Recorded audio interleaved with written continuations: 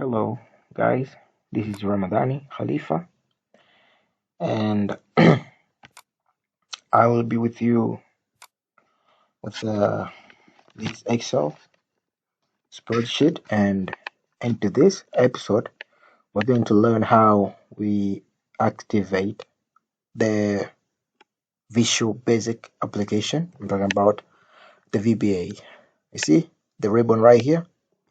It is called Developer tab, right? If you open up the Microsoft Excel spreadsheet, somehow you may not find it. So in case you may not find this developer tab, this is a way to Visual Basic application. You just go all the way to File and Option, and after Option you go to Customize Ribbon right here. Okay, and then after going there, you go down, find the developer tab. Here it is. So if I uncheck, it will disappear. You see, you're not seeing it. So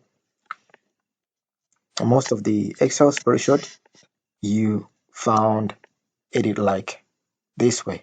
So you're gonna have to enable it so that you can use the VBA. Okay, so we go there and open option, sorry, and then customize ribbon, and all the way down find the developer tab, you tick it, and okay, here it is, simple like that. So with the developer tab, you're going to Visual Basic application, you click it, here it is.